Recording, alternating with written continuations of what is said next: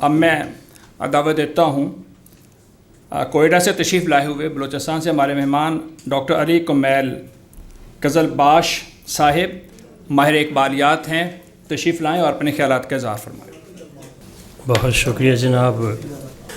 جن دوستوں نے یہاں گفتگو کی، ہر ایک نے اپنی صحیح کے مطابق اپنے موضوع کا حق ادا کرنے کی کوشش کی، قابل تعریف ہیں، لیکن چند ایک نکات کی طرف میں مجموعاً اشارہ کرنا چاہتا ہوں۔ چونکہ یہ اقبال کانفرنس ہو رہی ہے، ایسی کانفرنسیں ہماری ہوتی ہیں، ایسے نشستیں اسی مقصد کے لیے ہے کہ ہم اقبال کو کس طرح پہچان سکتے ہیں، اقبال کی تعلیمات پہ کیسے عمل کر سکتے ہیں، اقبال فہمی کیسے پیدا ہو سکتی ہے۔ ان کچھ نکات کی طرف میں ضرور جاؤں گا۔ ان میں یہی ہے کہ یہاں ذکر ہوا کہ فارسی تو ہاتھ سے چلی گئی، اردو بھی چلی جا رہی ہے، تو ایسے میں اقبال ہمارے ہاتھ سے نکل سکتا ہے۔ ہم اقبال کو اگر سمجھنا چاہتے ہیں ہمیں فارسی سے نسبت جوڑنی ہوگی۔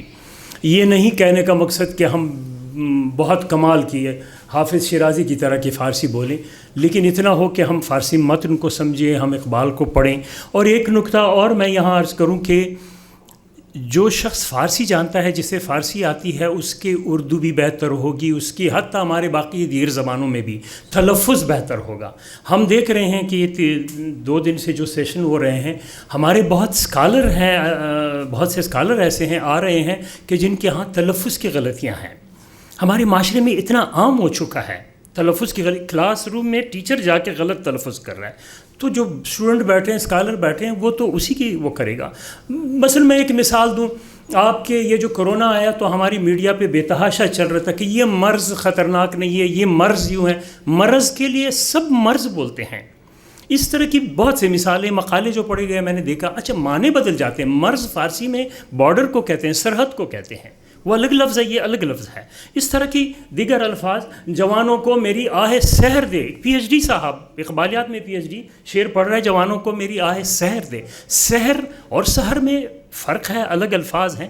تو اس طرح کے معاملات ہیں۔ میں سمجھتا ہوں اس پلیٹ فارم سے جن دوستوں تک آواز پہنچے، حسن ڈاکٹر صاحب رفیقی صاحب جو ادارے کے سربراہ ہیں، جوانوں میں ایک سلسلہ ایسے شروع کریں کہ اقبال کی تدریس ہو، تدریس سے مراد ان کا کلام پڑھیں، ان کا تلفظ درست ہو، اس کی فہم کی طرف جائیں، تو یہ ایک میرے خیال میں کہ اقبال کو سمجھنے کے لیے بہتر رستہ ہوگا۔ دوسری ایک چیز کی طرف میں، جو ایک نکتہ ہے میں اس کی طرف اشارہ کروں کہ اس وقت پاکستان میں دیکھ رہا ہوں 2 مظلوم ہیں جن کے سب ماہر ہیں، ایک اسلام، ایک اقبال۔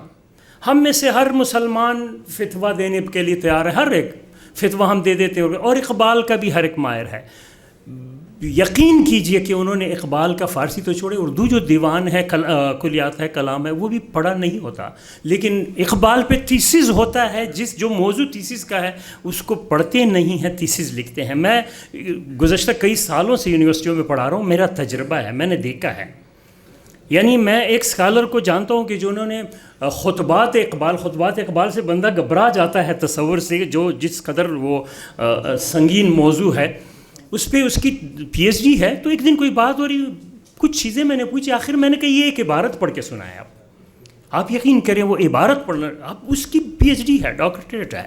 تو یہ ہم زیادتیاں ہمارے تعلیمی ادارے، ہمارے اساتذہ جو کر رہے ہیں اقبال کے ساتھ، اس کی تھوڑی سی کمی ہو، ہماری دیانت آ جائے کسی حد تک، تو اقبال فہمی اقبال پاکستان کا منشور ہے، اقبال انسانیت کا منشور ہے، اس کو سمجھے بغیر ہم نہیں بڑھ سکتے ہیں، یہ ہمیں مان لینی چاہیے یہ بات۔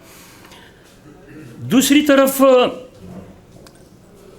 یہ کہ ہم موضوعات جن کا ہم ذکر کرتے ہیں، مفاہیم کی طرف جب ہم جاتے ہیں، اس میں ابھی یہاں ذکر ہوا نا کہ ان کے نظریات کے حوالے سے مقالات کا ہوتا کہ مثلا یہی کہا کہ ان کے ہاں جو نظریہ ہے، اقبال ایسی شخصیت ہے کہ جیسے ذکر ہوا کہ اس کو ہر طبقہ فکر نے اپنے لیے استعمال کیا، جو انتہا پسند ہے، تلوار کی زبان سے، گولی کی زبان سے بات کرتا ہے، وہ بھی اقبال کے شعر لاتا ہے، جو کمیونزم کے اس پہ بیٹھا ہوا وہ بھی اقبال کے شعر سے دلیل لے آتا ہے۔ یہ اقبال کی وسعت ہے۔ مجھے کسی نے کہیں کہا کہ اقبال کے شعروں میں تضاد ہے، تضاد نہیں ہے، یہ اقبال کی وسعت ہے۔